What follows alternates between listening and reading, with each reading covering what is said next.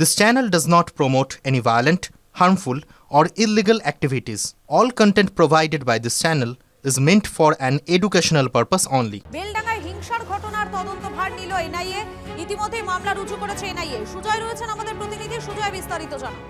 দেখো, ইতিমধ্যেই যেটা জানা গেছে যে বেলডাঙ্গায় পরিযায়ী শ্রমিক মৃত্যুকে কেন্দ্র করে যে অশান্তির ঘটনা ঘটেছিল, সেই ঘটনায় এবার এনআইএ কে তদন্ত করছিল কেন্দ্রীয় স্বরাষ্ট্র মন্ত্রক এবং স্বরাষ্ট্র মন্ত্রকের নির্দেশে একটি মামলা জেলা রাজ্য পুলিশের থেকে নিয়ে একটি মামলা সেটা এনআইএ নতুন করে রেজিস্টার করেছে এবং ইতিমধ্যেই সেই এফআইআর কপি, মামলার কপি বিশেষ এনআইএ আদালতে জমা পড়েছে এবং আদালতের নির্দেশ রাজ্য পুলিশকে যত দ্রুত সম্ভব মামলার সমস্ত নথি হস্তান্তর করতে হবে এনআইএ এর কাছে। এমনকি যে অভিযুক্তরা গ্রেপ্তার হয়েছে তাদেরকেও এনআইএ এর হাতে তুলে দেবে। তার কারণ এনআইএ কে স্বরাষ্ট্র মন্ত্রক এই ঘটনার তদন্তভার তুলে দিয়েছে এবং যেহেতু এই ঘটনার পেছনে অন্য কোনো রকম কোনো চক্রান্ত রয়েছে কিনা সেটা খুঁজে দেখতেই এনআইএ কে তদন্তভার তুলে দেওয়া রয়েছে এবং ইতিমধ্যেই এনআইএ টিম পৌঁছে গিয়েছে জেলায়, মুর্শিদাবাদ জেলায়। যেহেতু আদালতের নির্দেশ রয়েছে যত দ্রুত সম্ভব জেলা পুলিশের থেকে সমস্ত নথি হস্তান্তর করতে হবে এবং অভিযুক্তদেরকে নিজেদের হেফাজতে নিতে হবে।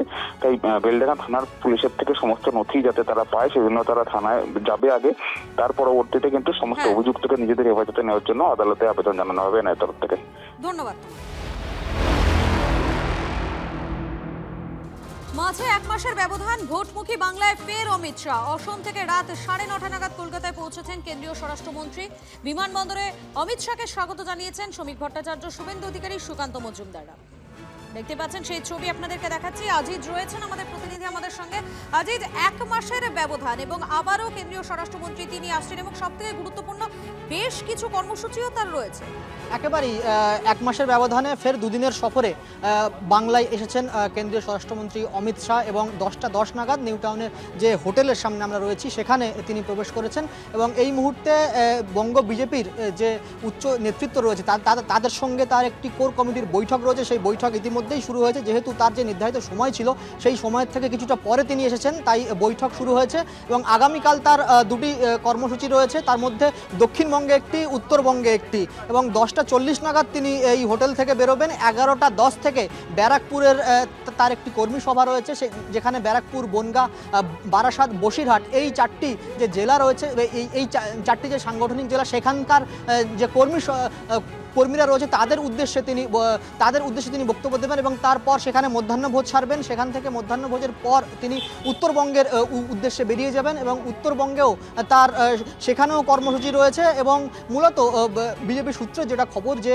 দেখো, গত মাসে তিনি যখন এসেছিলেন তখনও এসআইআর আবহাওয়া একেবারে তুঙ্গে ছিল এবং তারপর আজকে যখন তিনি এসেছেন আগামীকালের যে দক্ষিণবঙ্গে যে সভা অর্থাৎ ব্যারাকপুরে তার যে সভা রয়েছে সেখানে মূলত যে সমস্ত জেলাগুলি রয়েছে সেখানকার উদ্দেশ্যে তিনি কি বক্তব্য দেন সেটাই দেখার মতো বিষয়। এবং উত্তরবঙ্গে যেহেতু বিজেপির শক্ত ঘাঁটি, সেখানে মণ্ডল স্তরীয় একেবারে সেখান থেকে তিনি রিপোর্ট নেবেন যে কি অবস্থায় রয়েছে আগামী, যেহেতু নির্বাচনের আর বেশি সময় বাকি নেই।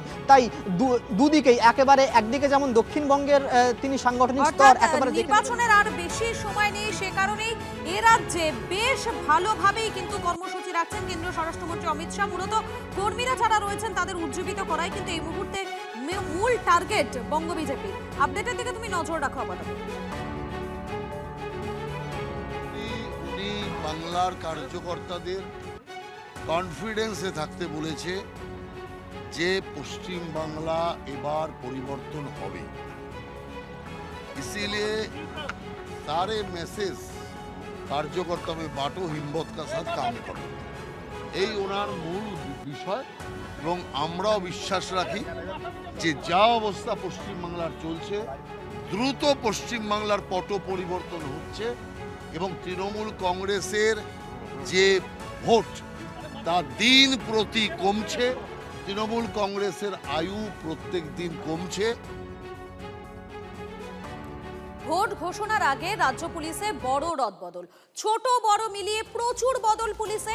রাজ্য পুলিশের ভারপ্রাপ্ত ডিজি পদে বসছেন পীযূষ পান্ডে, কলকাতার নতুন পুলিশ কমিশনার সুপ্রতিম সরকার।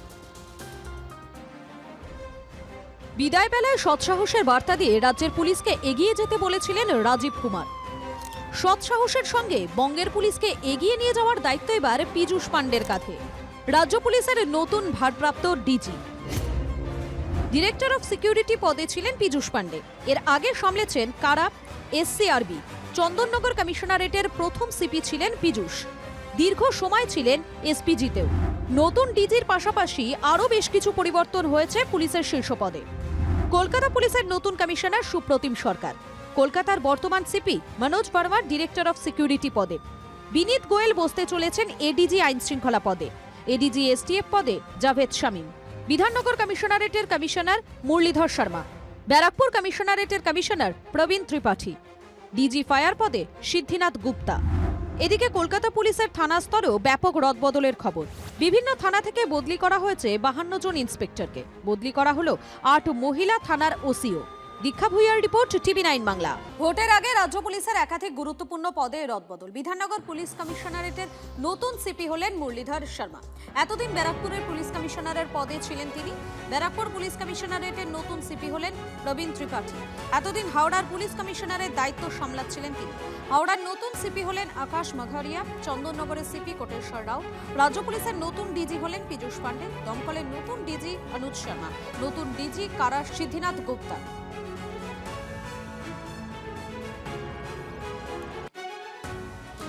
ভোটের আগে কলকাতা পুলিশের একাধিক থানার ওসি বদল। একাধিক গুরুত্বপূর্ণ থানার অতিরিক্ত ওসিও বদল।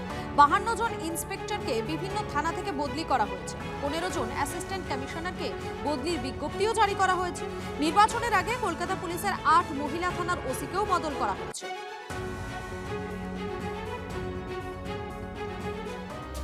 নির্বাচনের আগে এসআইআর ইস্যুকে দিল্লির দরবারে নিয়ে গেল তৃণমূল।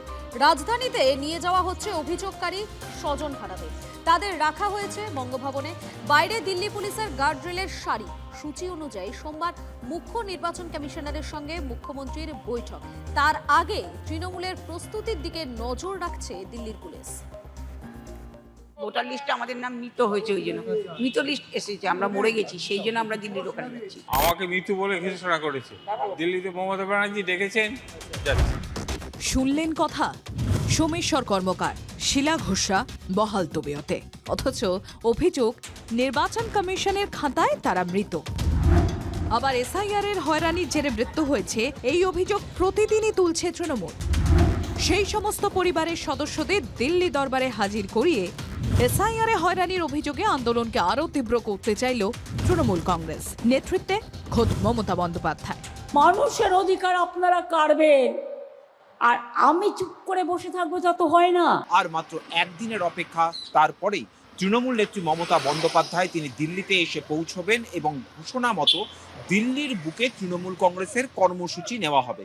কিন্তু কি সেই কর্মসূচি, তা নিয়ে এই মুহূর্তে তীব্র জল্পনা চলছে রাজনৈতিক মহলে। দিল্লিতে মমতাদি যাওয়াটা কিন্তু এখন খুব একটা বুদ্ধিমানের কাজ না। নিজেই অ্যারেস্ট আতঙ্কে ভুগছে। এখানে অ্যারেস্ট করলে কিছু নাচানাচির সুযোগ পাবে, পথ অবরোধ করার সুযোগ পাবে, গাড়ি আটকাতে পারবে। ওখানে কোথায় ঘ্যাচাং ফু করে তুলে নিয়ে চলে যাবে, কেউ আওয়াজও শুনতে পাবে না। সাবধান। দেখাবে যে আমি নায়িকা দিল্লিতে গিয়ে প্রতিবাদ করলাম। কর্নারে ভাই এত দেরি কেন? দিদি যাবে জ্ঞানেশ কুমারের কাছে, জ্ঞানেশ কুমারকে জ্ঞান দেবে, বেরিয়ে এসে ভারতবর্ষের মানুষকে জ্ঞান দেবে। জ্ঞান কুমারী মমতা ব্যানার্জির সার্কাস আমরা দেখবো। এসআইআর এ হয়রানির অভিযোগে পথে পথেও আদালতে লড়াই চালাচ্ছে তৃণমূল। মুখ্যমন্ত্রী নিজেও একের পর এক চিঠি লিখেছেন কমিশনকে। ভোটের আগে ইস্যুকে নজিরবিহীন উচ্চতায় পৌঁছে দিতে রবিবার দিল্লি যাচ্ছেন মমতা বন্দ্যোপাধ্যায়। সোমবার মুখ্য নির্বাচন কমিশনার জ্ঞানেশ কুমারের সঙ্গে তার বৈঠক। এসআইআর চলাকালীন মারা গিয়েছেন এমন শতাধিক মানুষের পরিজন ইতিমধ্যেই দিল্লি পৌঁছেছেন। নিশ্ছিদ্র নিরাপত্তায় তাদের রাখা হয়েছে বঙ্গভবনে। এই বঙ্গভবনে এই মুহূর্তে বাংলার বিভিন্ন প্রান্ত থেকে আসা এসআইআর এর কারণে যাদের পরিবারে কোনো না কোনো দুর্ঘটনা ঘটেছে, সেই পরিবারের মানুষজন এখানে রয়েছে। এর আগে কেন্দ্রীয় বঞ্চনার ইস্যুতে দিল্লিতে তৃণমূলের আন্দোলনে তুলকালাম বেঁধেছিল। এবার আগে ভাগেই সতর্কতামূলক পদক্ষেপ করতে শুরু করেছে দিল্লি পুলিশ। বঙ্গভবনের বাইরে তৈরি রাখা হয়েছে গার্ডরেল। মমতা বন্দ্যোপাধ্যায় জানিয়ে রেখেছেন, অভিষেক বন্দ্যোপাধ্যায় ঘোষণা করে রেখেছেন যে প্রয়োজনে জাতীয় নির্বাচন কমিশনের অফিস তারা ঘেরাও করবেন। মমতা বন্দ্যোপাধ্যায় সোমবার বিকেল 4টের সময় যাবেন জাতীয় নির্বাচন কমিশনে, কিন্তু সেক্ষেত্রে ঘেরাও কর্মসূচির মতো জঙ্গি কার্যকলাপ বা জঙ্গি কর্মসূচিও নেওয়া হবে কিনা তা নিয়ে বড়সড় প্রশ্ন রয়েছে। তৃণমূল যখন এই ইস্যুতে যুদ্ধংদেহী মেজাজে, তখন বিজেপির প্রশ্ন, এসআইআর এর জন্যই যে কারোর মৃত্যু হয়েছে এমন রিপোর্ট কোথায়? এই প্রসঙ্গে কমিশনের বিশেষ রোল অবজারভারের বক্তব্যকেও তারা সামনে আনছে। সিইও অফিস থেকে জেলা শাসকদের বারবারই বলেছি যে এই কাজ করতে করতে যারা মারা গেছেন তাদের পোস্টমর্টম রিপোর্ট এবং অন্যান্য রিপোর্ট পাঠাতে, যাতে তাদের পরিবারকে সাহায্য করা যায়। শুনানি কেন্দ্রে আসার পথে বা শুনানি কেন্দ্র থেকে ফেরত যাওয়ার পথে মারা গেছেন এরকম কিছু কেস হয়ে থাকতে পারে। আমরা তো কোনো এরকম রিপোর্ট কোনো জেলা শাসকের কাছ থেকেই পাইনি এখনো, কিন্তু যদি পাই তাহলে ডেফিনেটলি আমরা ইলেকশন কমিশনের সাথে টেক আপ করব। ঘটনাচক্রে এসআইআর এ মৃত্যু, কোনো অন্য কোনো কারণে মৃত্যু, তার কোনো নির্দিষ্ট প্রমাণ নেই। এই ধরনের ধর্ণা আসলে রাজনৈতিক ধর্ণা। এখানে দিশা পাচ্ছেন না বলে হয়তো রাজধানীতে যাওয়ার চেষ্টা করছে। আমার কাছে সব ডকুমেন্ট আছে, সব এভিডেন্স আছে, সযত্নে রেখে দিয়েছি।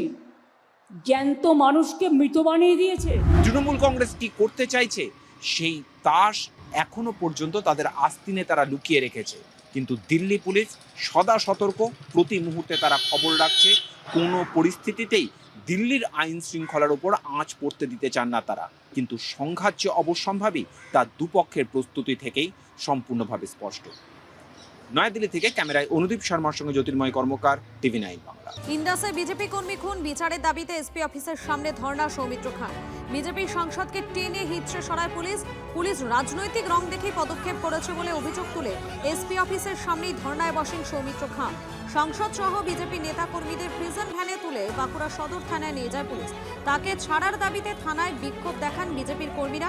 রাত 9:30 নাগাদ সৌমিত্র খাঁকে থানা থেকে ছেড়ে দেওয়া হয়। দলীয় কর্মীরা ফুল দিয়ে সংসদকে স্বাগত জানায়।